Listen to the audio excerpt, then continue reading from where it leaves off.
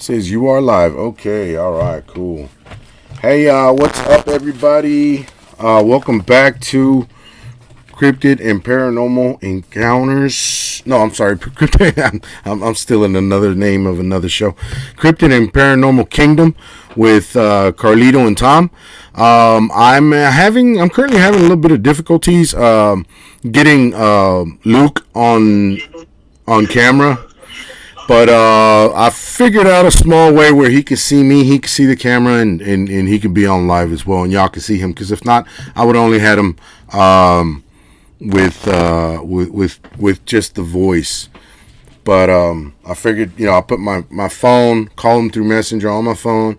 Y'all can hear him, I can hear him, and all that. So okay, so here we go. Hey, baby, it's my daughter. She said, "Hi, Dad." Hey, baby, love you. Yeah, so this is the best we're going to be able to do right now because we've been having trouble getting Luke in the studio in StreamYard. We were having a little trouble right now, and we were trying to get him on through the studio like I normally have my guests, but we couldn't today. So anyway, we'll see Luke. We'll see if some people can join here in a bit because I don't see anybody just yet. I've seen some people commenting on there, but I don't see them live on the actual studio. I mean, I don't see them in the studio count. But so how you doing, Luke? Yeah, good, mate. Really good. Nice and hot over here in Australia. We've just reaching over the 30 degrees Celsius. Wow, that's hot. Yeah, we're coming well and truly into our summer now, so it's definitely storm season. Yeah, definitely, man. I'm kind of used to it because I'm in Texas. In Texas, we got a lot of hot weather, man. Whenever it's the summertime, we have a lot of hot weather here in Texas. And I'm pretty sure it's pretty much the same as in Australia, the temperature. Like 30 degrees. How much is 30 degrees, Luke? Is that like 85, 87 degrees? Or how much is that? Fahrenheit, you double it. So it'd be up near 60 Fahrenheit. No, I think it's more, man. I think it's more. A bit more. Yeah, I think it's more like in the 80s, like in the high 80s, man. Like, because I know 30 degrees is pretty hot. I know that's hot because like whenever I go to Mexico to visit, family, I see that, when it's 30 degrees over there, it's like really hot, man. It's like 80 something degrees here in the US. That's how I know about the degrees. Yeah, but I'm not 100% sure on the conversion there with the Fahrenheit, because we've used Celsius here for a long time. Right. Oh, look, we got somebody, Vanessa. Vanessa V says it's 86 degrees Fahrenheit for 30. So yeah, that's pretty hot, man. Yes, it is. Okay, well, I see we got some people in the chat. Hi, Vanessa. Welcome to Cryptid and Paranormal Kingdom. Thank you for coming. And whoever else is on here, because I only see maybe 2 or 3 people. I don't know if they're still here because they were commenting. But welcome everybody. Welcome. And tonight we have Luke Shannahan from Australia. He's from where is it? South Wales, New South Wales. Or was Gold Coast, Queensland. Queensland, yes. Okay. Yep. That's in the southeastern. Southeast Australia. Yeah, southeastern. It's the most southern tip of Australia. Right. Southeast. Right. Okay. Yeah. Okay. Hey, I got a question for the people in the audience. Do y'all hear Luke pretty good? Because I have him on the speakerphone on my phone, and it should pick it up on the microphone for y'all to hear. Can y'all hear him pretty good? Just comment yes or no, whatever. Trying to see if they can hear you, Luke.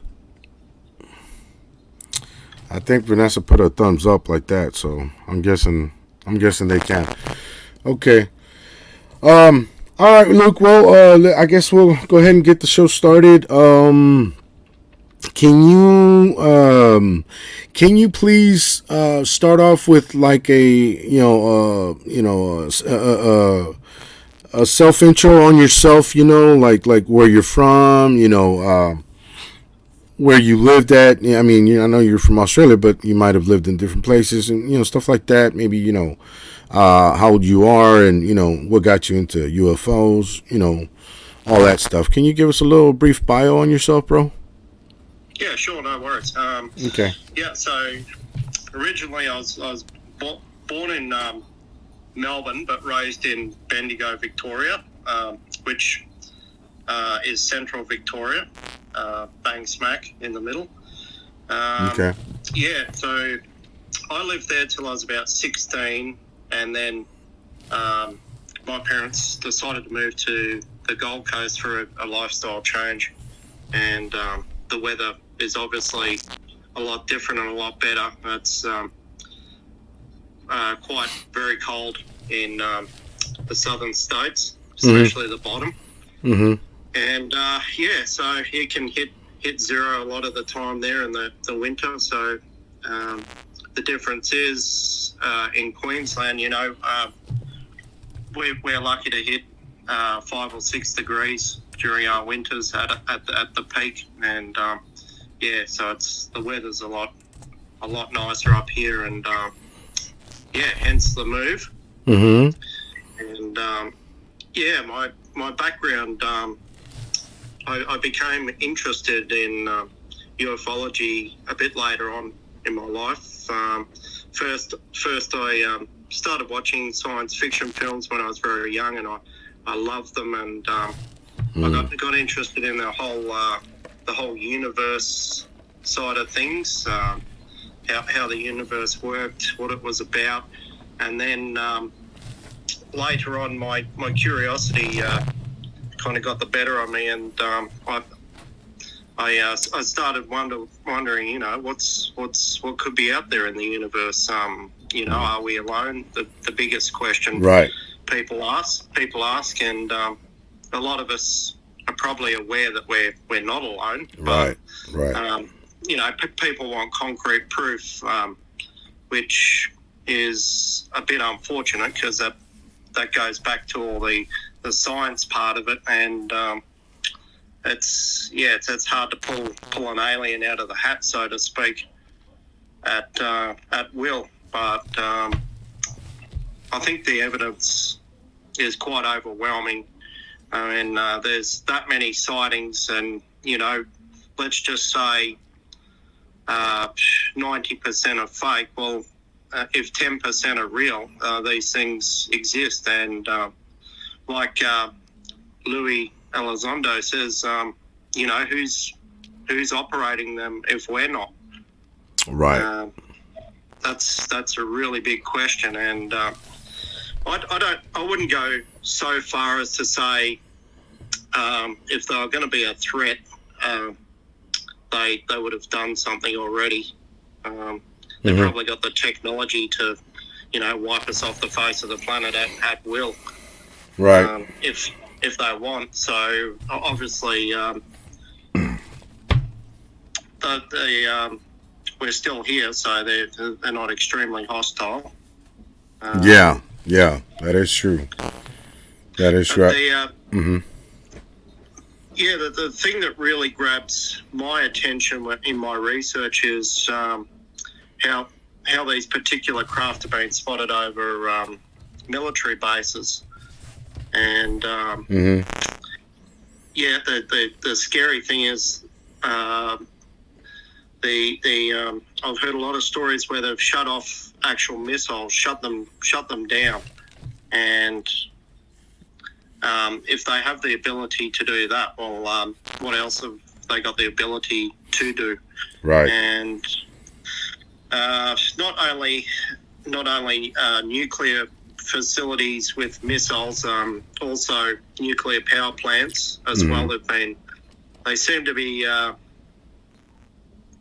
would I put it, monitoring what's going on, maybe the progress of humanity, and whether we're actual danger to ourselves, which is pretty obvious we are. Used in the wrong hands, nuclear weapons, you basically wipe yourselves off of the face of the planet in a day. It's extremely interesting to research that side of the topics. So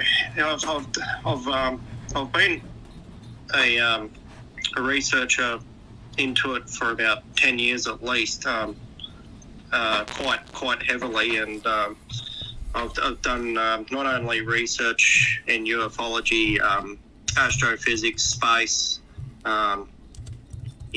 science, all those topics as well on top of that, and I try to form an opinion on a non-biased opinion. I'm willing to accept people's opinions and respect that, and not get in a heavily debated conversation with someone. And I think that's what it's about. If you can bring your opinion over to someone without trying to influence someone, you let someone else make their mind up on a particular topic, and you can go from there. I mean, that's the same with a lot of things with the cryptids, and So I'm curious, Luke. At what age did you start getting involved with UFO research and basically interested in anything with the subject of the UFO? At what age did you start? Not. I wouldn't call it professionally, but interested roughly when I was about 16, and I think I've brought up the sighting my parents had when I was around 16. Okay. And that made me very interested, and I slowly became interested in it over the years, and decided to actually start researching it. So to answer your question, as early as 16, but early 16. But you had someone in your family had an encounter, right? I think you said you had told me your parents had an encounter, a UFO encounter when you were a kid, right? Yeah, that's correct. Okay. That's actually the one I'm talking about. Okay. When I was 16, I can explain about that if you want. Yeah, sure. Go ahead. Yeah. A little bit more detail, so everyone knows what happened. This is what my parents said that night. So I got up the next morning. I didn't actually see the sighting, and my father came up to me and he said, you know what you missed out on last night? He said, we saw some UFOs. And I said, you got to be kidding me. And he said, no. He was dead serious. And so I said, oh, wow, what happened? And he said he saw a craft in the sky appear. It was large for the distance, because it was a long way up in the sky, but he knew it was a large, just from the distance that it was big. And he watched this thing and noticed that it wasn't a star or a shooting star or anything. It wasn't a helicopter. It wasn't a commercial aircraft or domestic. They moved. This thing was just hovering there, as a lot of UFO sightings go. There was absolutely no noise whatsoever with coming from this thing. And he went on to say that two other craft emerged from what you called a mothership these days. Mm-hmm. People call a mothership the bigger ship, and two smaller ships came out and started to do maneuvers that wouldn't be common with modern day aircraft. That he said no aircraft. My father, he's an ex-pilot, so he's used to spotting aircraft, and so yeah, he's really adept at spotting aircraft in the skies. And he said no way that that could be anything we built, because man-made. They just they move too quick. Right. And he went on to watch them for, I think it was about 10 minutes, and the two craft merged back into the mothership, and within seconds, blink of an eye, it disappeared. So something to be travelling at that speed, and it was one of ours. I mean, the anti-gravity, we can only handle about 8 Gs, I think, before we pass out. Right. This thing would have been pulling 150 Gs the way it took off. Wow. And, I believe it. I believe it. I've seen them. I've seen the videos how they take off, just like you can even see the little blur trail they leave behind. That's how fast they're going. It's crazy. It's crazy. Hey, so and I remember I was asking you the other day when we had a little talk, me and you were talking about about that encounter, right? And I asked you, hey, so was there any time lost in between that? And you said, yeah. Can you explain that to everybody, like how there was a time loss in there in that encounter? You mean from my youth, that encounter? Yeah. Yeah, right. So that was an interesting one, because I was very young, and I can only recall parts of it, because you know when you're young, a lot of people can't remember up until they're roughly 7 or 8. Right. And the memories before that are rather vague. Yeah. With a lot of people, there might be the odd exception. I can. Yeah, that's what I was gonna say. I can remember the things when I was 4 years old, if you can believe that. Yeah. Wow. Yeah. So fast forward. Mm-hmm. Yeah. I remember standing out in our backyard. It was in Bendigo, of course, where we lived, and something was amiss.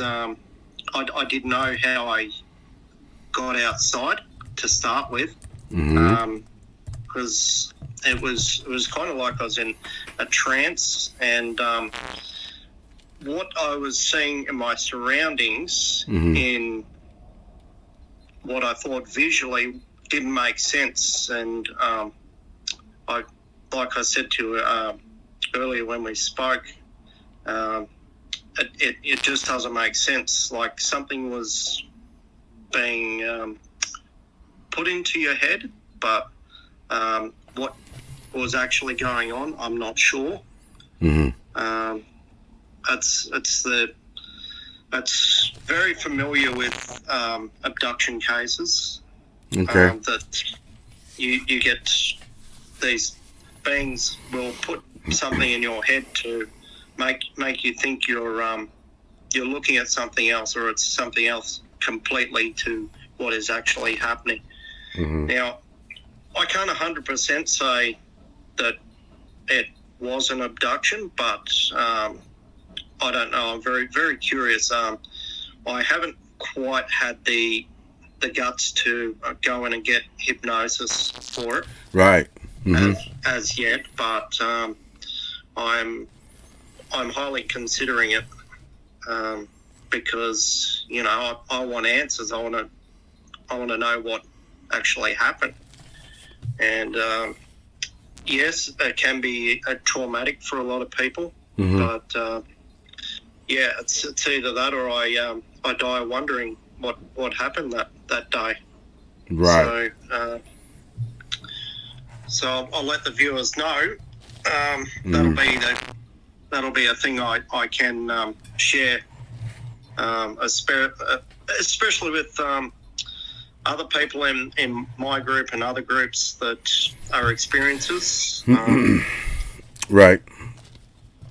Yeah, Right. Okay. And well, now that you mentioned your group, can you let everybody know what the name of your Facebook group is? Because I joined, but I don't know if anybody else in my group has joined as well. So, and talk about Kelly, that you're real good friends with Kelly, and he has his own Facebook group, which is called the UFO Files. Yeah. Okay. So, my group is called Into the Dimensional Rift. Actually got my own little logo there. Oh, cool. You can see. That's pretty cool, man. Yeah. Yeah. So I've had my group up and running for at least a year and a half, and it's becoming quite successful. It's quite popular, and I long story short, I got to know Kelly through his group, and we became good friends through his group, and basically we got to know each other for about 6 months, and he invited me to manage his group, the UFO Files group. Right, which is a pretty big group, if I do say so, because I think he has what was it? His members or followers? What's the count right now? Like, was it 26,000? Yeah, we're on about 19,000 members. 19,000. Okay, yeah. Okay. Yep. Yep. So yeah, we're approaching the 20,000 very quickly, and cool. It's a very popular group. It's got a lot of versatility in it. It's not just about UFOs. It's about high strangeness. A bit of Sasquatch stuff. A lot of science as well. Space, technology, astrophysics. So it covers quite a broad range, and there's nearly something for everyone that's interested in similar fields. Right. Luke, I was wanting to ask you, how Kelly, he posts on my group from his group, how he shared from one group to the other, so you can see the name of the group is being shared by, you know what I'm saying? So like Kelly, he posts something on his group, right? Which is the UFO Files. He posts a picture, he posts an explanation, whatever, little bio. And then he grabs that and shares that post to my group, Cryptid and Paranormal Kingdom. And it shows up as Cryptid and Paranormal Kingdom, Kelly, which I can't remember his last name, Garnier or something like that. Kelly. It's very hard to say. Yeah, it's very hard to say. But anyway, it says, at the very top it says Cryptid and Paranormal Kingdom, Kelly, and then underneath that it has his post from his page, which is the UFO Files, and it also says Kelly Grenier or whatever. And then so the people, when he shares it to my group, the people see that he posted, but the people see that he has his own group as well, which is the UFOs group. That's where it originally came from, to share it to my group. So that when they're like, oh wow, that's interesting or whatever, they can actually click on his group to go to visit his group. You see what I'm saying? So yeah, correct. Right, and he does that occasionally. I think, man, really honestly, I think he does like 2 or 3 a day on my group. Which I love it, because that's he's feeding me the UFO side of the of what my group is, because my group is about everything: cryptids, paranormal, ghosts, whatever, mermaids, vampires, gnomes, whatever, and it includes UFOs. So he puts that in there, and I love it, because that way he just saves me time looking for stuff about UFOs to put in myself, as in where he puts it in for me. You see what I'm saying? So yeah. That being said, I was going to ask you, since I'm a member of your group, can you do the same thing? Can you go to my group and post the post, share the post that you post in your groups? The quick answer to that is no, because my group is a private group. Okay. So you can't share. Do that. Right. You can only share in public groups. So that's. So what about Kelly? Because Kelly shares his posts to my group. So how did he do that? Isn't his a private group as well? No, his is public. Oh, okay. I see. Yeah. So okay.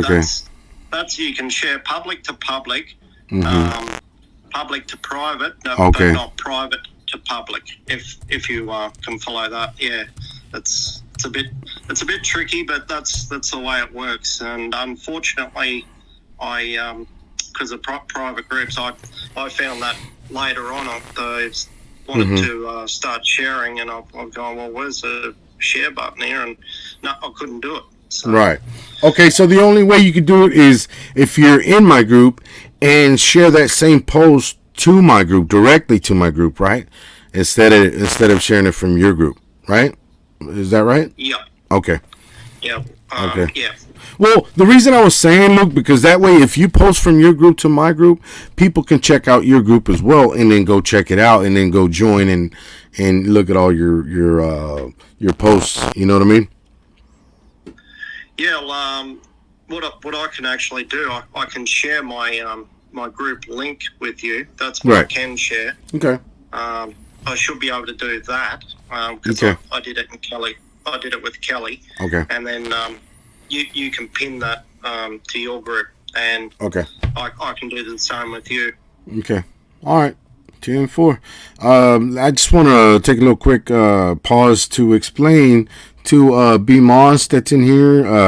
My buddy Tom. Remember I was talking to you about him yesterday? That's like my bro, man. That's my bro right there. And Patrick and my daughter that was in here earlier, Marquetta was in here. I don't know if she still is. I just wanted to take a little pause real quick to explain to you guys. We had a little bit of technical difficulties on the StreamYard studio. So I got Luke in there. I could see him. I can hear him. But he couldn't communicate back with me. In other words, he couldn't see me or hear me. He just knew he was in the studio, but he couldn't interact with me, basically. So that's why we can go live, the normal way. So what I did is just a little tweak. I called him on Messenger on my phone, and I got him on speakerphone where y'all can hear him on my mic, and y'all can see him through the screen. That's why I put my phone right here where y'all can see him. Sorry about that, guys. Me and Luke did have a call the other day with no problems. You remember I told you about that, right, Tommy? We had a little testing, live or interview, whatever you want to call it, and we were doing good, right, Luke? I mean, we were chatting back and forth in the StreamYard studio, right? Yeah, it was working fine. Yeah, and. We don't know what happened today, right? No, I actually don't. So I've had technical issues like that before, but I guess these things happen. Yeah, and another thing why I did this, because I didn't want to postpone it for later, because Christmas is right around the corner, and I didn't want to, I don't want to let my, let my friends down, saying, oh, Carlito, he's having problems again, so he's just not going to do a live stream this weekend or whatever, this Saturday, which I had promised him, but I wasn't expecting these, technical difficulties, but it's all good. We're trying to make it work. So my real friends are going to be here. I know that, and they're going to support me anyway, even with these little problems with the, and people from my group, they're going to support me anyway, and they're going to watch this later. If they're not watching it right now, they're going to watch it later, and they'll understand and what happened. But anyway, enough about that. So I want to go into more depth on the topic of UFOs, Luke. I remember I mentioned to you everything I wanted to talk about: Area 51, Majestic 12, JFK. Operation Paperclip, all that stuff, man. Bob Lazar. That's what I want to get into with you right now. So, that being said, we'll go ahead and start off with that. Okay, is that okay with you, Luke? Sure. Okay. Okay. So let's start with the major one, man. It's Area 51, man. You know, like what all do you know about Los Alamos National Laboratory, which I know that they that's where they actually made atomic bombs for the testing that they have out there in Area 51, and then Groom Lake. You know, Groom Lake is like where they keep all the aliens supposedly. You know, this was all brought out to the public by Bob Lazar. Actually, Bob Lazar was the one, because he used to work there. Bob Lazar used to work there, and he even said that they reversed engineered alien spacecraft, man, and he was part of it. He was part of the program. So, how much do you know about that, or what do you think about that? Yeah, well, I actually know quite a bit on that particular topic, because it's one of my favourites. Yeah. Especially seeming he was one of the original whistleblowers, right? To come forward, and it's been hotly debated to this day in ufology, whether people think he's trying to cash in, and others say he's legitimate, and it's basically your own opinion, what you can form around it, and you do your research, and what you believe is up to you. But I'm leaning towards the yes, it did happen. Basically, like I say with a lot of UFO stories, why would a genuine person try to ruin their life by coming up with something like that? Most people wouldn't try to get into the limelight just for to ruin their lives. I mean, this guy basically had his life erased, and it goes deeper into the conspiracies. But I'll leave that aside for the moment. So I think he blew the whistle in 84. 1984, that is, when he had an interview with, I could be wrong on that year. He had an interview with George Knapp, who covered that particular interview with Bob Lazar, and this blew the lid off from the UFO community and world.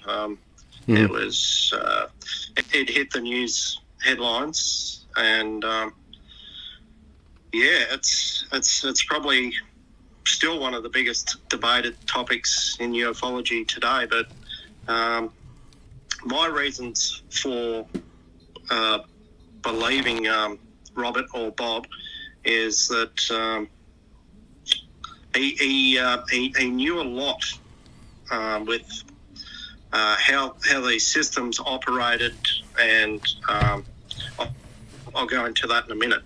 Okay. And he just knew so much, and to make a story up like that takes a hell of a lot of work. And yeah, you can tell that guy was the real deal, man. Bob Lazar, he was the real deal. Many people have interviewed him, and he's brought out like so much information, and he's got so much credibility. In other words, he has the credentials, because he used to be top secret, work in the Area 51. So I mean, you can't get any better than that as far as evidence. You know what I mean? Yeah, that's, well, it was actually called S4 where he worked, and that was not far from Area 51. Right. So yeah, an area called S4, and it S4 required top level clearance, right, on the highest level. And he was hired because of his background knowledge, and what he said he saw was quite remarkable. And it was recovered craft. I believe it was 9. Mm-hmm. The exact figure, and he got to work on these craft, according to him, and back engineer. Yep. Reverse engineer. What they could at that time. Take into account it's many years ago that this happened. Mm-hmm. So now we're hearing all the stories of the TR3B, right? TR3B coming forward, the triangular shape. What's that other one? Aurora. Yeah, Aurora, Project Aurora. Yeah. That was another one. Mm-hmm. And apparently these are all black budget programs. Yeah, under the table, nobody knows about. Top secret, yeah. NASA building without telling the public. Yeah. Yeah. Well, these craft have been spotted for many decades now, and most of them, people believe that the triangular ones anyway are mainly ours now. Mm-hmm. They've been spotted all over the world. I mean, you had the Belgium incident. There's just too many to mention. They're all over the world. The Netherlands, Australia, America, and it's probably more than likely that these were back engineered from crashes and such as Roswell, and going way back to 47. Mm-hmm. And that's another story in itself, Roswell. But I guess we haven't got a year to speak about it, so we'll just stick with Robert at the moment, Bob Lazar. Yes. And so recently, when I say recently, in the last year or so, he's made the headlines again with Mr. Corbell, or Jeremy Corbell.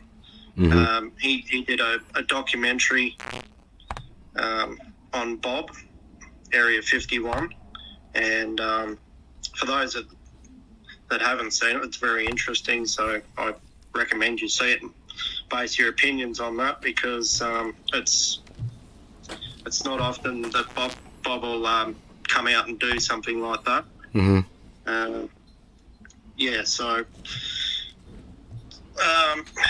What's the other thing we can talk about? There's a big one that I want to talk about. Well, not as far as technology, but more like conspiracy within the NASA in the top secret UFO projects, like Operation Paperclip. That's a big one. Operation Paperclip is when Hitler was involved in that. It was right after the World War II, I remember. It was right after World War II. It was a group of scientists, Nazi German scientists at that came to America and got together with NASA and started, doing all this investigating with UFOs. And it makes you think, like, why Germany, right? Why after they just finished World War II against Germany, why are they going to bring their scientists to the United States and get together a top secret group, which is Operation Paperclip, and that's including Hitler. He was part of it, and to make their research and investigations with those German Nazi scientists. Like, why them, right? And so that's a big one. Operation Paperclip was a very big one, which happened right after the World War II ended. And another big one is JFK, man. JFK, I don't know if you knew, but JFK, I think that's why I'm saying it's a conspiracy. I think they were, what happened is when JFK came in, Eisenhower was leaving, right? So Eisenhower left JFK a bunch, like a lot of top secret UFO files, which JFK didn't like, because he was like, why are they doing this? Why are they putting so much attention to this? Why are they back engineering? Why are they spending millions and millions? Because this was NASA we're talking about, on UFOs, and he didn't like it. So basically, JFK didn't like the intelligence community, and he was going to expose and shut down Area 51 and the Majestic 12, which they didn't like. The Majestic 12 didn't like that. And like I said, Eisenhower had left, JFK a lot of UFO secret files when he left office. So what I think would happen, this is all connected now. What I think happened is Majestic 12, since they saw that, JFK wasn't, playing ball, I guess, with them, they gave the order to assassinate JFK, because he didn't want to play ball with them. He didn't want to go along with what they had going, with the Majestic 12 and, all their top secret UFO files and such. So, that was a big one, JFK, he was, you wouldn't think of it, he was involved with the UFO files, that they had back then. And he was trying to stop it. He was trying to put a stop to it and say, no, I don't like all this going on. I just came in office and I don't like all this going on, so I'm going to stop it. And they're like, no, you're not. And they sent him to get assassinated. That's the theory. I'm not saying that's a fact. I'm saying that's a theory. That's a conspiracy theory. That's what it makes, people say, well, yeah, that could be true, but it's not a definite, answer, or, a fact. It's not a fact. It's a conspiracy theory. What do you think about that? Well, definitely, there's a smoking gun, and all we can see is the smoke, not the gun. But yep. With no pun intended, because he did get shot. But, yeah. I believe that Eisenhower knew a lot, and there's even some ufologists that believe, and they've done their research, in that he actually met extra ETs, communicated with them on a level, and so if he did, and he knew a lot and shared this information with JFK, because those times were a bit different back then. Presidents, they had a little conversations privately, and I think JFK wanted to bring that to the public, that knowledge, and he wanted to expose them. Yes, that didn't wash well with the authorities. No, and I don't think it really matters how high you are up in the world. If you whistleblow on something that big, you could wind up in quite a bit of trouble. Right. And yes, I think that's basically what happened to JFK. That's what ultimately happened with JFK. And not a lot of people knew back then, and not a lot of people know now. There's few of us that know what really happened. That there was some conspiracy things going on behind the scenes. That's why they assassinated him. Because he knew too much. Well, people knew that he knew too much, but they didn't know it had to do with UFOs and exposing, big names, and NASA scientists and all that. Hey, I got a question from B. Moss. She says, ask him if Bob Lazar said that aliens are demons. Do you know anything about that? No, I haven't heard anything on that. Whether they're, I haven't heard Bob mention that they were demons. I don't even know whether Bob Lazar has actually met an extraterrestrial. There's been talks of it in some of his older shows that he was led down certain corridors and had seen some sinister things, but no, I haven't heard anything that they were demons. Okay. B-Mon said, I think Werner von Braun was also part of it, but not sure. Yes, he was. I looked that up. Yeah, Bob Lazar said that Captain David, no, what was it? Von Braun? Yeah, there you go, yeah. Werner von Braun, he was from the Nazi Germany scientist teams. That he was involved, and there was also another guy named Captain David Fruhoff or something like that, and he worked in Area 51 from 1979 to 1985, and he had a lot to do with that as well, the same as Werner von Braun. So yeah, what do you think about that? Have you ever heard about that guy, that Werner von Braun? Yeah, well, he's the creator of the V2 rocket, as a lot of people would know, which Awesome. was very unsuccessful. But it was used as a terrorizing tactic in the war, mainly to put the fright in the enemy and Right.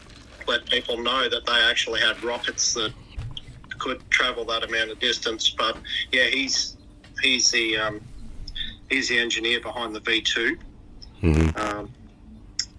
And it probably goes a hell of a lot deeper than that. And I don't know whether anyone's watched, unfortunately, Project Blue Book, which Yes. got cancelled on Netflix. Yeah. I reckon they almost hit the nail on the head with his character in that, with the conspiracies and actually being involved in a secret UFO program behind the scenes, other than making the V2 rocket, Mm-hmm.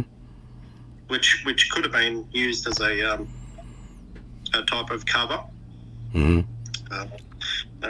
So put people thinking he's making rockets, but he's actually working on something far more sinister, because he was a very clever man, and that's why they hired him.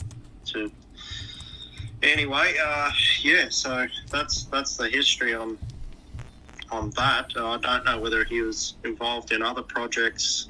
I'm just making an assumption. I can't be 100% sure.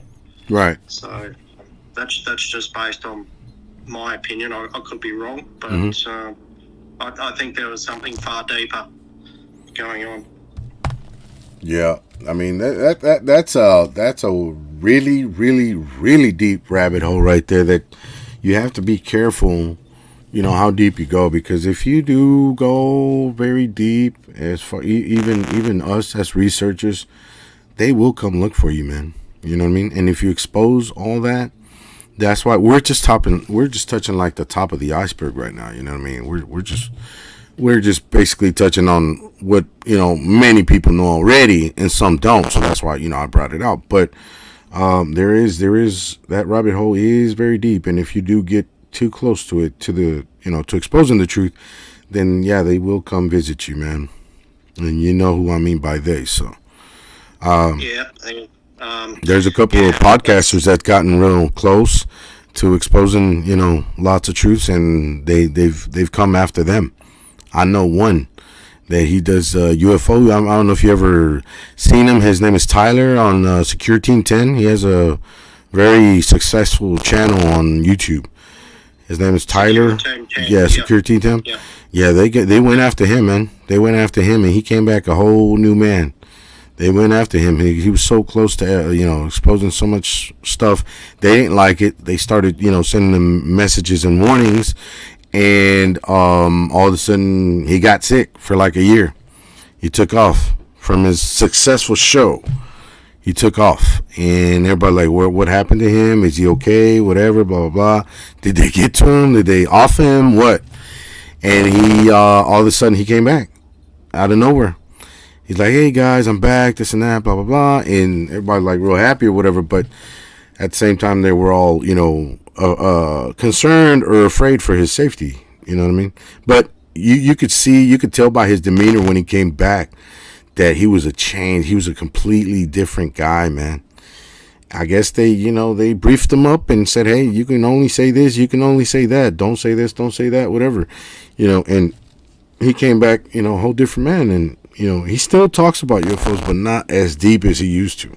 Like, I'm talking about he used to go deep, like exposing names, exposing places that people should not know about.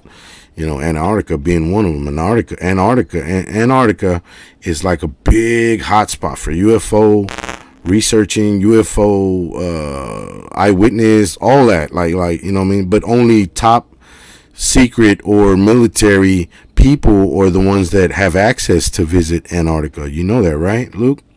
Yeah, that's yeah. Just quickly, Carlito, I'd just like to say hello to our viewers. Okay. I see a few comments coming up from B Moss about one of them, Brown. Yeah. So keep the comments coming in. The question. Yeah, absolutely. That's what I was saying. And I'll say it again, guys. I actually wrote down a little comment saying if you guys have any questions, go ahead and ask them as we go, because we're talking about a lot of different topics, and if they wait till later, then we're not going to know what topic they're talking about. So if they want to ask questions as we go, that's fine, guys. Y'all can go ahead and ask questions on the topics we're covering at the moment. I can stop, that's no problem. I'll stop and say, hey, somebody's got a question. So it's cool, man. Y'all can go ahead and ask questions as y'all go. Matter of fact, I think Luke is trying to encourage y'all to do that. So if y'all can, that'd be great. Absolutely, right? If we can answer any questions, that'd be great, because that's the whole idea of building the community, to give people better information and let them know. Right, yeah. As we're covering topics, we can expand on that. You know what I mean, and answer any questions. Well, you can, Luke, because I know you know a lot, way more than I do, on that topic of conspiracies and UFO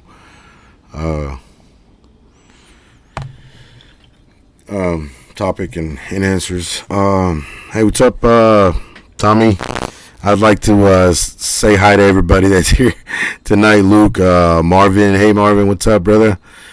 Tommy, my bro. Marquetta, she's here tonight. Thank you for coming, Marquetta. We got B Moss in here. What's up, B? Who else we got? We got a couple more people. I remember seeing Bama BF. She's a big cryptid and paranormal and UFO and everything that has to do with strangeness. Hey, everybody. Patrick was here. Patrick James Collins. Vanessa V. I'd like to say hi to everybody. And thank you, Tommy. He says, Tom says, great guest tonight, Carlito. Thank you, Tom. Appreciate that, brother. So if y'all have any questions, Tom, y'all can go ahead and ask. Marquetta, if y'all have any questions, y'all go ahead and ask, and we'll answer them the best way we can as we go. Thank you, guys. Thank you, Marquetta says, great show. Thank you, Marquetta. So yeah, man. What do you think? What do you think about NASA? What do you think about NASA, Luke? I want to hear your intake on NASA. With UFOs, lying about UFOs existing, lying about, they had. You know what? Did you know that they actually had when Neil Armstrong and Buzz Aldrin, and when they touched, supposedly landed on the moon and touched the moon, whatever. When they came back, I don't know if you remember seeing that interview they did with them when they came back. The interview with Neil Armstrong there, and did you see their faces, dude? They were like all bummed out like this, like. And they were like, what happened? Why are they being bummed out like that? And I know the answer to that. I know why they were being bummed out like that. Instead of being really happy, coming back saying, "Hey, we were the first guys to touch the moon. It's awesome. We brought you guys some, good, footage and recordings and all that, right?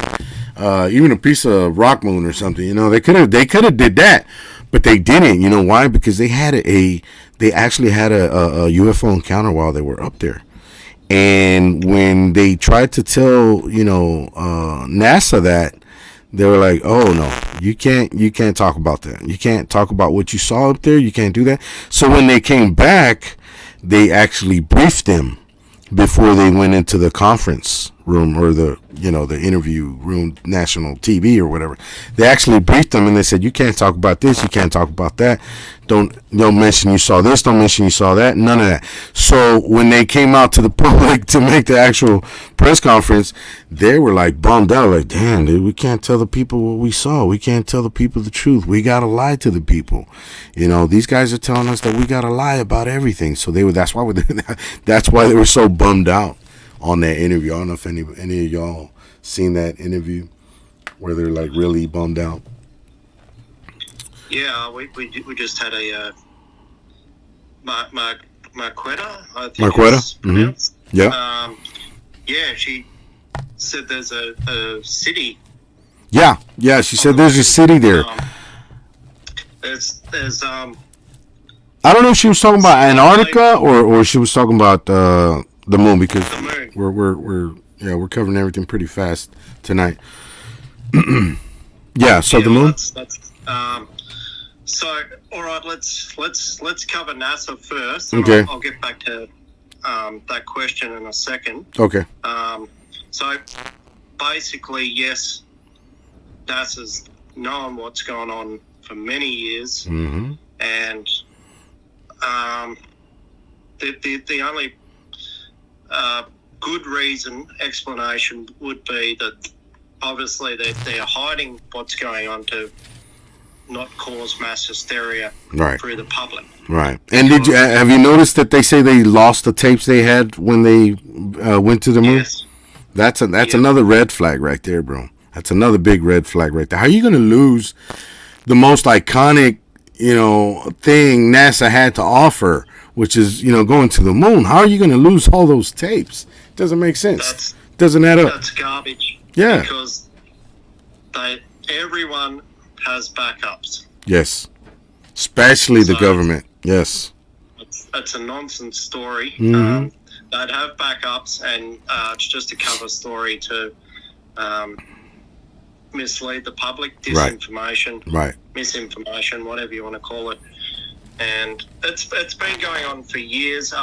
There's been Russian cosmonauts that have seen stuff that can't be explained. Mm-hmm. I mean, this is global, and it's going to keep happening. And with certain launches, especially the upcoming one with the James Webb Telescope, which will be launched 24th of December this month, hopefully. Cool. And let's hope that Ariane 5 rocket works really well, because this bad boy's worth $10 billion. Wow. So it's quite a bit of dough. Wow. And you know what? There's more, because I'm all into conspiracy theories, man. Like real deep into conspiracy theories. I think, and there's been speculations that that's why they stopped going to the moon, because of what they encountered when they were up there. What was it? Apollo 18, was it? Where Buzz Aldrin and Lance Armstrong and Neil Armstrong, and the other guy, I can't remember his name, but those were like the most famous ones. Was it Apollo 18 or was it Apollo 17? I can't remember. Well, anyway, just trying to recall. I don't think it was 18. Or was it Apollo 16? I think it was 16. 16, because they had like two more after that, but they didn't really make a big deal out of them. But the big one was Apollo 16, which was Neil Armstrong and Buzz Aldrin when they put the flag on the moon, and they did the video, all that. The most iconic, the most famous video NASA had, and recording. And I think that when they encountered there, I think that's why they stopped going to the moon. I think they might have sent Apollo 17 and Apollo 18, and it was probably even worse. So they just hush about it, and then just dropped the whole thing and stopped going to the moon because of that, because of the encounters that they were having. But they don't. NASA doesn't come out and say that. Of course, it's just all hush. Yeah, of course. I mean, yeah, they're definitely hiding something. Yeah, absolutely. Definitely, 100%. I'll back myself on that because I've just heard too many things, and especially like you said with that interview when they came back, there was a look of shock on Armstrong's face. I mean, the other two were Aldrin and Michael Collins. Okay. He passed away earlier this year. But yeah, just the looks on their faces said a picture is 1,000 words, basically. So yeah. Now getting back to the question about the cities on the moon, that it possibly could be. I believe that. Some that believe that the moon is actually hollow. Yeah. And that theory could also be correct because there was an experiment done many years ago. I think it might have been the 70s or 80s, where they deliberately dropped, I can't remember what they dropped onto the moon, but they slammed it into the surface of the moon, and it rang for an hour straight like a bell. I'm sorry, Luke. Let me put this in before I forget. I'm sorry, guys. I'm sorry. I apologize for interrupting. But when you said the moon being hollow, I believe it's hollow, and I believe it's self-luminescent. Why? Because we can see the moon during the day. You know how where the phases of the moon or whatever. And if it's the day, you can see the sun over here, and you can see the moon over here, right? Well, that's why I know it's self-luminescent, because it's so white that not even the light from the sun dims that white that they have. See what I'm saying? If it was the natural light from the sun that reflected on the moon during the day, then you couldn't see the moon at all. It would look invisible to you because the light is the same light spectrum from the sun hitting it, so it makes it look invisible, like it's not there, because that's the light that's hitting the moon, right? But if you could still see the moon whiter than the light of the sun reflecting off of it during the daytime, then that's telling you that that moon is self-luminescent, because that white, the lumens of that white, is brighter than the light of the sun. Think about that. Think about that, guys. Okay, I'm sorry. Sorry, go ahead, Luke. So, there's many people that look, obviously astronomers, that look at the moon and have seen very strange things. UFOs coming from them, in and out of craters, and some of these videos might be fake, but I'm sure there's some that are real right. footage. Right. I mean, I've posted these into my group, so it's part of my research, so that's what I do. And, some of these things are bizarre. You know, I see 2 or 3 craft coming out of a crater and just accelerate at high speed and take off. And I've seen many videos of that. Just trying to remember a channel I used to go on a lot. No, it's not coming to me, but anyway. If people go on YouTube, you can look all this stuff up, and you can judge for yourself. There are amateur astronomers that have caught things, professional astronomers, all avenues of it. So... well, there's many theories. There's many theories of the moon. There's many theories of, like B said right here. She said at one point people were saying that the moon was a hologram, which that's another good theory. So, I mean, there's a lot of theories out there. but I think everybody, single individually, I should say, believe what they want. They take what they like. They take what makes sense to them. You know what I mean?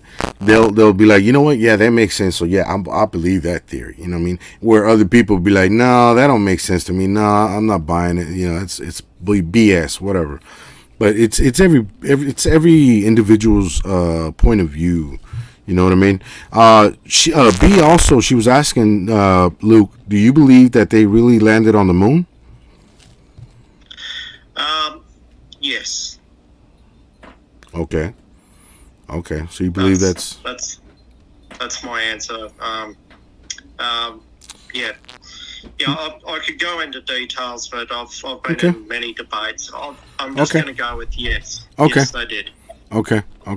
Yeah, everybody's got their own opinion, and we should respect everybody's opinion. I personally don't believe they landed on the moon, but that's just my opinion. Okay, here's another question from B Moss. It says, "Why is the moon out much longer in the daytime now?" Do you want to chime in on that, Luke? Why is it out? Just the phases of the moon and the type of the year. The time of the year it is. It'll stay out for longer or shorter depending on winter and summer months. It's as simple as that. So we're in summer now, so our moon comes out early during the day, mm-hmm. and it swings around. It'll be out very early in the day, from 12 noon all the way through to early hours in the morning when it swings around to the horizon. And, mm-hmm. I was going to say that I've noticed that it does last a lot longer now out in the daytime versus when I was a kid. I don't remember seeing it so much during the daytime. It was more nighttime than daytime. You can only see it in the daytime, like, certain parts of the year, like seasonal, like you said. But now it's like in every season, man, it's out there during the daytime. And I think that's what B Moss is talking about. Like, why can we see it, a lot longer now, versus, the past years? You know what I mean?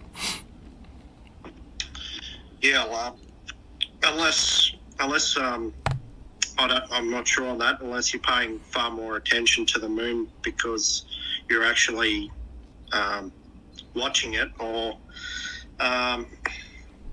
it is a good question, and I haven't really given it much thought. Because I do notice during the different seasons that it will be extended through the daytime. Yeah, I've seen that. Seasons, yeah. And, but you see it a lot more now, though. I think that's what she's saying, and I agree with that. You see it a lot more now, like throughout the year, not just certain seasons, like throughout the year. You can see it, just hanging out during the day. Like, wow. I don't know if it's just me that I never noticed it, growing up, and I noticed it a lot more now. I don't know, but it just seems like it's, hanging out during the day a lot more now than when I was a kid. You know what I mean? So yeah, right. We got enough. It's something I'll have to look into a bit more. But yeah. You might want to check that out, Luke. Like, why? It doesn't make sense. I have another question from B Moss. She says, "Why haven't they been back to the moon?" What did you take on that? Okay, so I've heard through the grapevine from certain people, or many people, that they were warned by ETs. I'm not not going to go out on a limb and say it's true because there's absolutely no proof of it. But it's got to make you wonder why they haven't been back. Were they warned? Did they see something that they weren't supposed to see? Did NASA pull the pin through finances? No, I don't think so. Yeah, there's another rabbit hole right there. Why did they stop visiting? Yeah, and, that's another big one, and I think it's because of the alien encounters. I think they were, I'm not gonna say attacked, but maybe warned. That's what I would go with. Warned by aliens, saying, "Hey, this is not for you. You don't need to be here. You're taking this too far. You're in over your head. You don't know what you're doing here. So, don't come back." I think that's what really happened, and they let him come back. Obviously, I can't rule it out. It might have been. It might have happened. We can't rule it out until we've got the evidence, but we might never see the evidence, which is the other thing.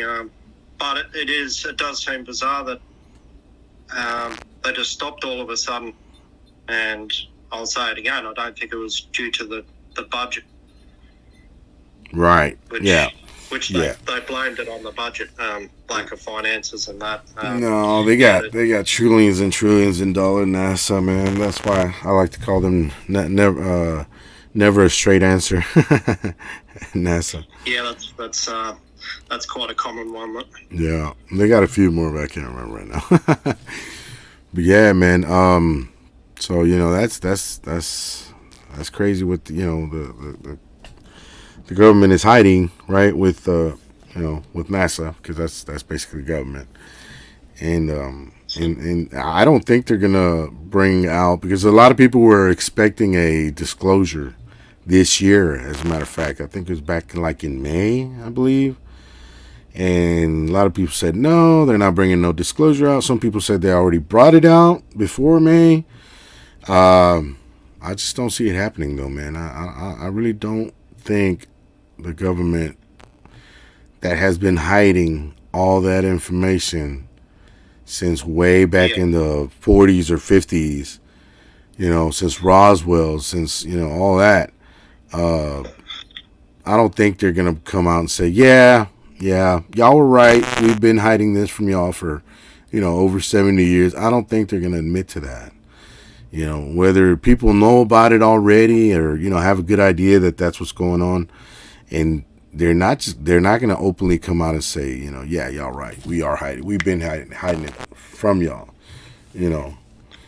So Khalid, I'll just take a real quick break, mate. If you want to ask the viewers some questions, sure, yeah, no problem. Sure, no. Answer those. No problem, buddy. As a matter of fact, when you come back, I have to go take a little quick break too. So, and I'll leave you talking with them. Okay. So yeah, go ahead, bro.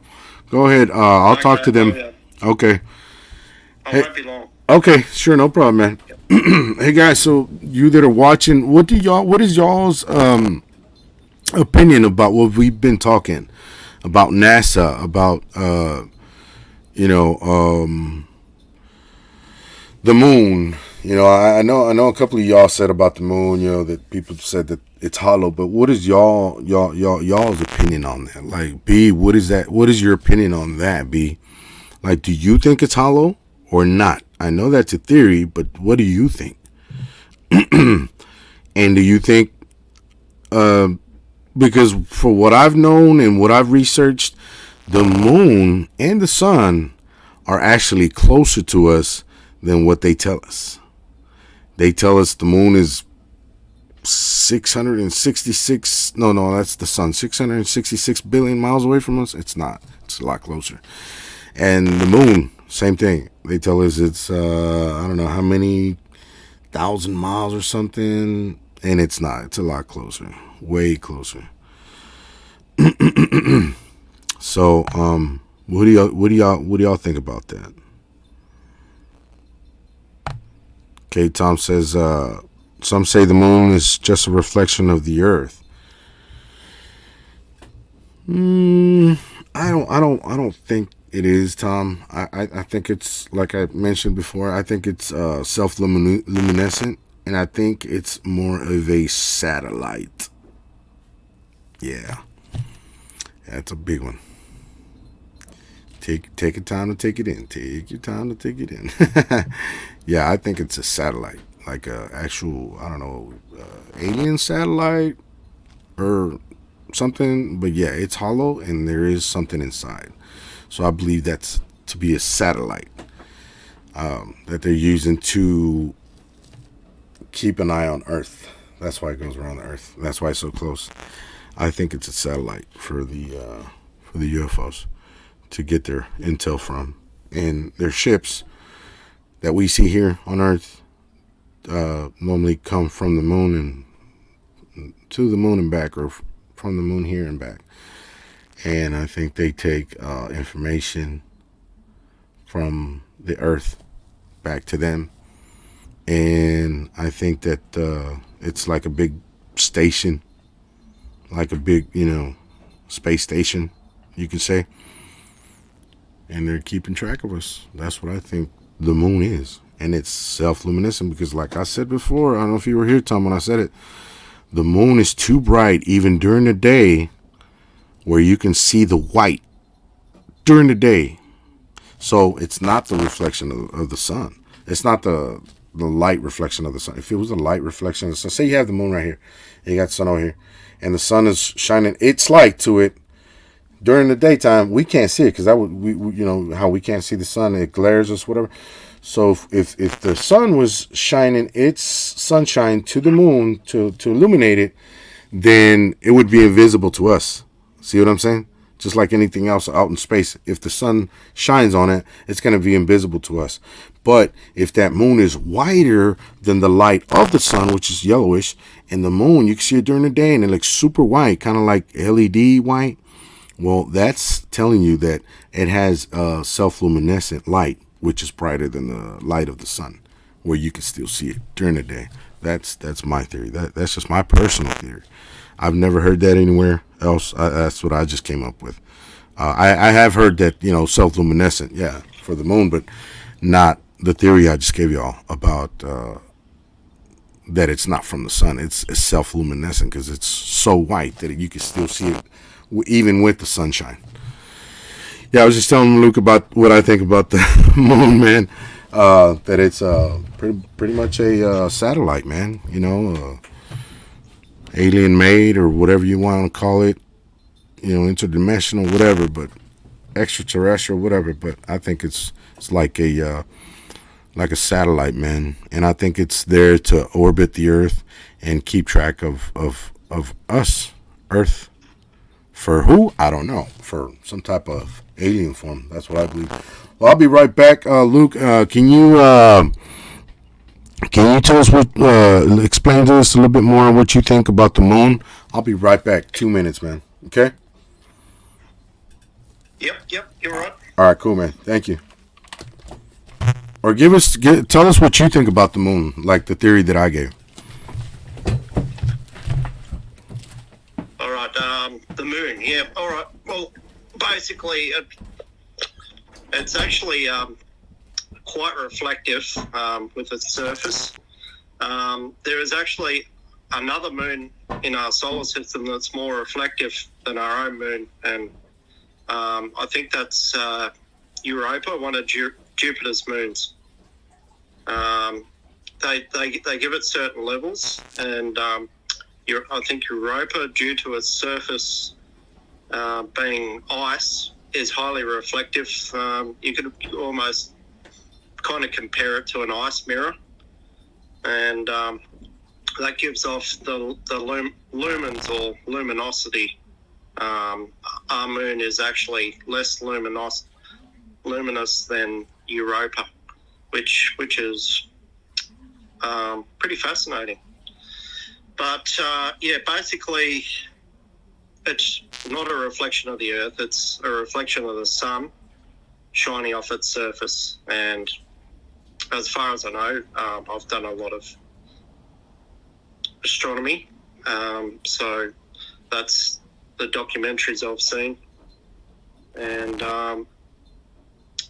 that's what they tell me. So that's what I'm due to believe.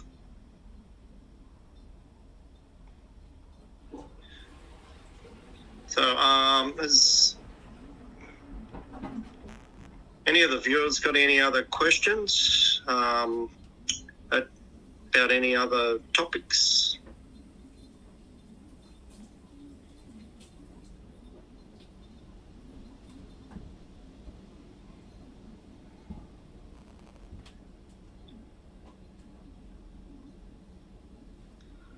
All right. Well, we're waiting for some questions. We'll just we'll get back on the Kaledo's back. Okay.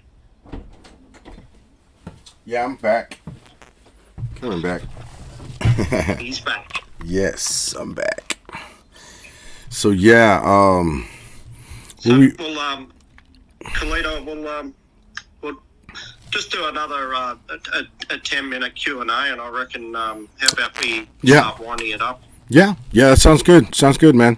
Yeah, we're at an hour and 20 minutes in now, and a lot of people did come in a little bit late. So, I just wanted to real quick kind of explain about Luke. He was supposed to come out with me and Al Santariga and Kelly. Can't remember his last name. Can't say it. What was it, like 2 weeks ago, right, Luke? Yeah, it was actually a month ago. Was it a month ago? Wow. Yeah. Dude, time goes times go by so fast. Oh wow.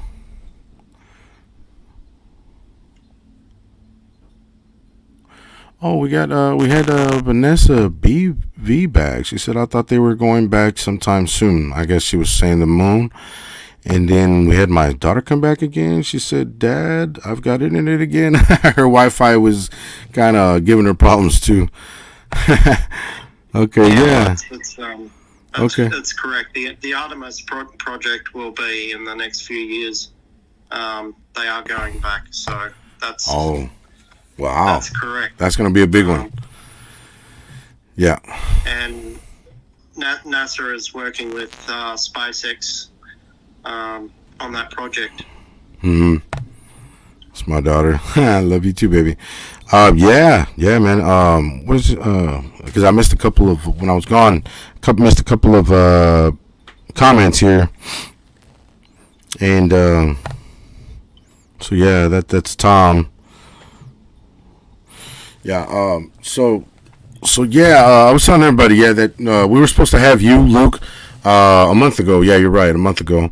It was supposed to be me, you, Kelly from the UFO Files group, and Al Santariga. But for some reason, you couldn't get on. You couldn't get in the studio. So I said, okay, I'll interview you later, that's what we're doing right now.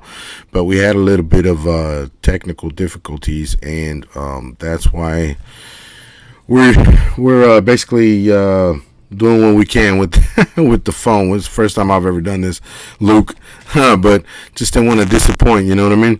And another thing, guys, Luke, for many of you that weren't here earlier, Luke is a big UFO fan, and he has his own, or enthusiast, I'm sorry, and he has his own group. It's called Through the Dimensional Drift? Into the Dimensional Drift. Yeah, it's on Facebook. Y'all can look him up. He's a big friend of Kelly from the UFO Files group. So basically, they're like, really good, real good friends, like me and Tom. And he's on that group too. He's a admin on that group, and Kelly's the owner. And they have 20,000, close to 20,000 members now, Luke? Yeah. Okay. Yep. Yeah, I just wanted to reach out on that on your group and Kelly's group, so they can know where you're from. Okay, yeah, and do y'all have any more questions, guys, for Luke? Because we're thinking about wrapping it up here pretty soon. We're going on an hour and a half, which an hour and 24 minutes now. But if y'all have any more questions for Luke, y'all can go ahead and ask him. He'll gladly answer, and maybe 10 more minutes, Luke, and we'll wrap it up. Yeah, sounds good, mate. Okay. All right, cool. So if y'all have any questions for Luke, y'all go ahead and ask him. I'll make sure to put them up on the screen, and he'll answer them for y'all. So what was I gonna? Oh yeah, I was gonna say, Luke. I don't know if I told you that I had 3 UFO encounters. You told me you have one, but not 3. 3. I had 3. Yeah. I had 3, man, and the funny thing about it is that, like I say, in every time that I mention my 3 UFO encounters, that I believed in UFOs way before I had the encounters. You know, isn't that crazy? It's just like an intuition thing that you already believe in them because you know that they're real, even though you haven't seen it. See what I mean? Kind of like the cryptid things. I believe in them. I've never seen a Bigfoot. I've never seen a dogman, but I believe in them 100%.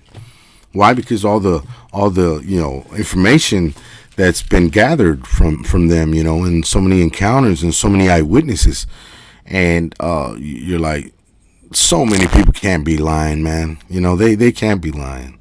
They can't be. And why else would they be the legend of a Bigfoot, the legend of a dogman, if it didn't exist, right? It's like people don't go around inventing things like, oh, I saw a shark, man. He was walking, had a head of a shark, and he was walking, close to the beach. Because nobody's ever seen that.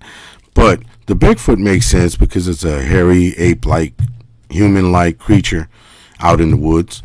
The dogman makes sense because it's a dog or a wolf in this case, half man, half wolf, and it's been portrayed and displayed and talked about throughout the ages, like from way back, like in the 1400s or something like that. And there's pictoglyph. What was it called? Paragraphs. It's like a picture on a wall, like on a stone wall. What are paragraphs? Paraglyphs. There you go. Paraglyphs. Yeah. Yeah, that. So there's actual, data that they existed, or that's what they saw back then. Not saying that a dogman is 100% real, but it could have been something else manifesting into that form of a dogman, and that's what they saw. That's another lore or legend that skinwalkers would turn into half man, half wolf. You know what I mean? So it could have been that they did see that. It's just that they don't know how it came to be, but they saw it. That's why they have paraglyphs. And UFOs, same thing.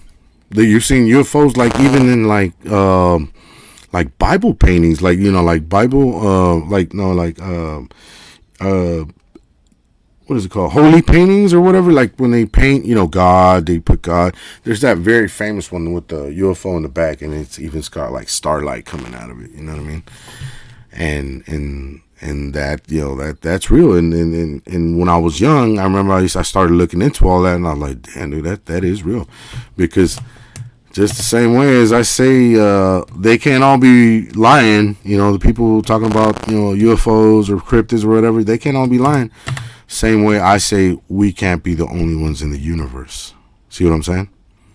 There's no way we can be the only ones in the universe. So I do believe there's life out there in space. It'd have to be a tad naive to believe that. Right. That we're the only ones. Even arrogant. But, I saw a really good. So what is your? Let's end this interview with your let's say your last what you could tell the public that you think, and kind of like what your ending words, your closing words for this topic. What would be your closing words for this topic? Okay, well, my closing words are I'm really excited about this JWST launch that's coming up very, very soon. Hopefully there's no more delays, but this particular telescope has the potential to find life on other planets, and it's going to be wow. It's going to be really exciting. this thing is that powerful that it could spot a bumblebee on the moon. Wow. It's incredibly powerful. Wow.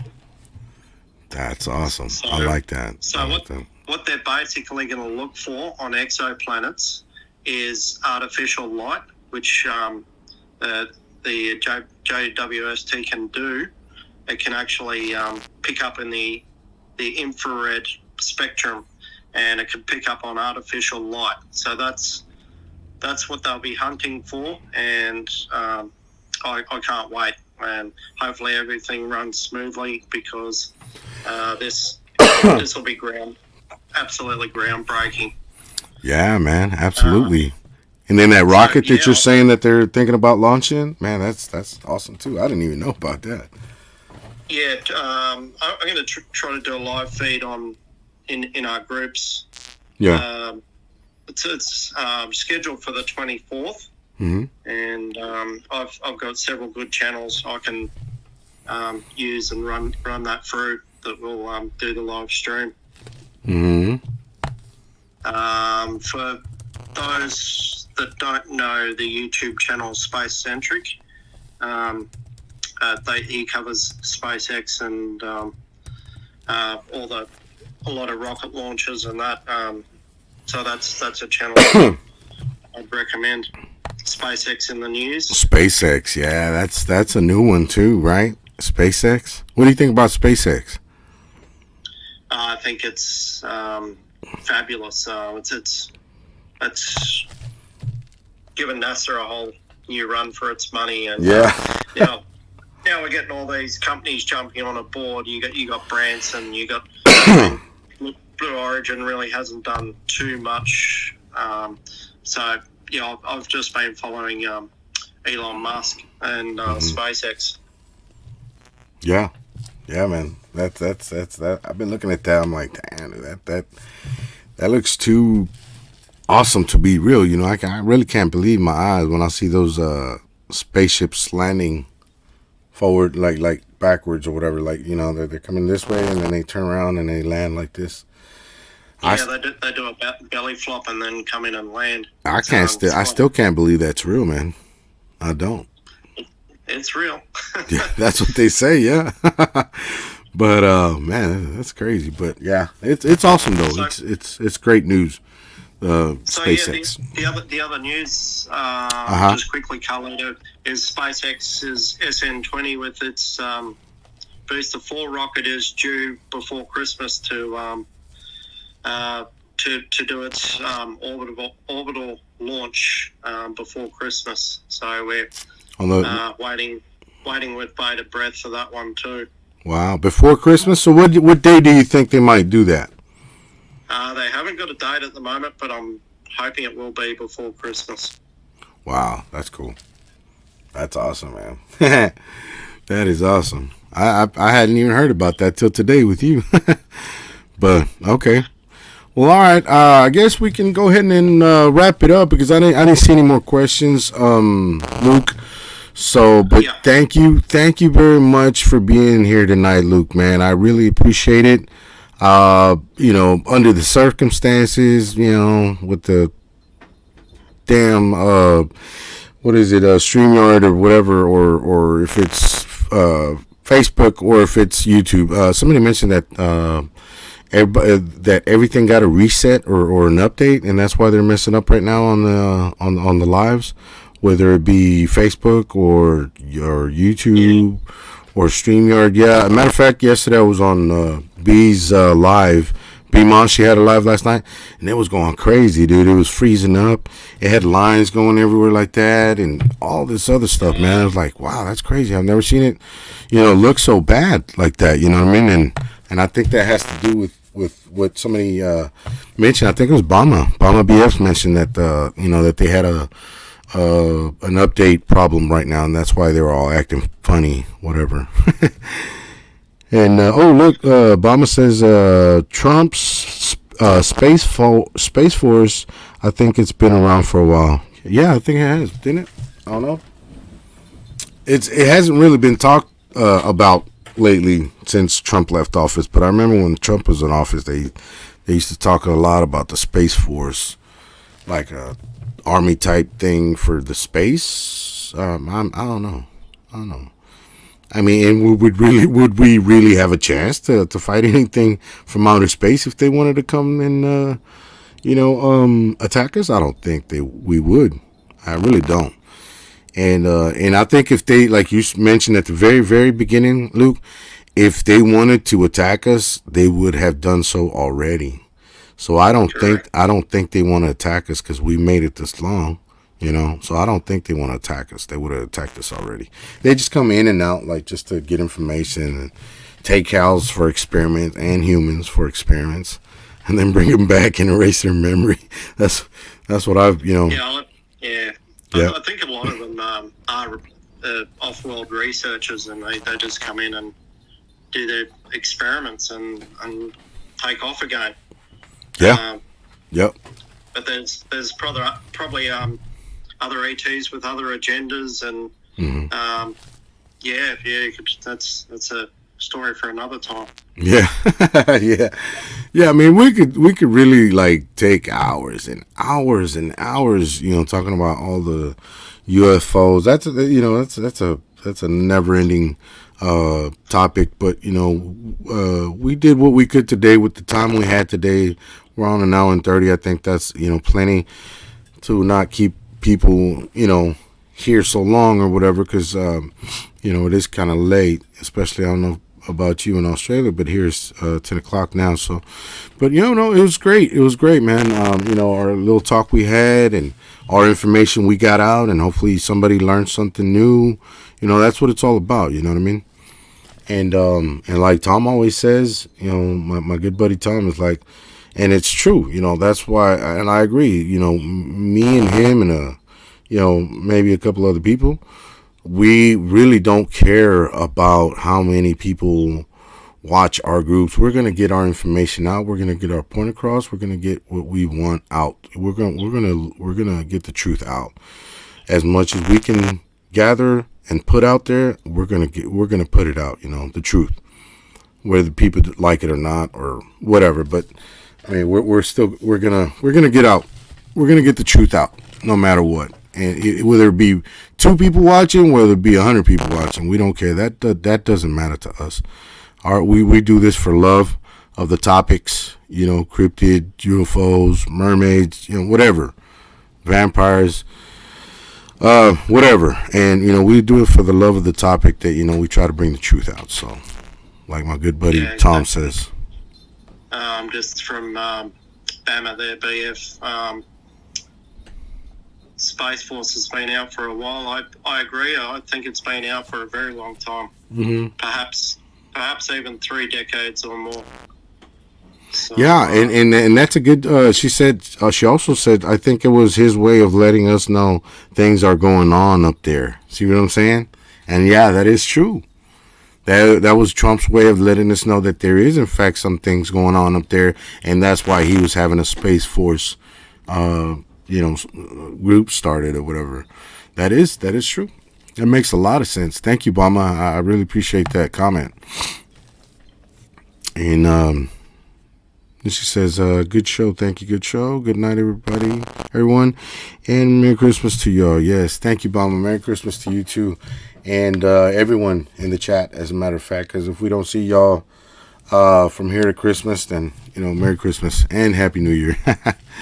Right, Luke? I'd like to thank you, Colito, for having me aboard.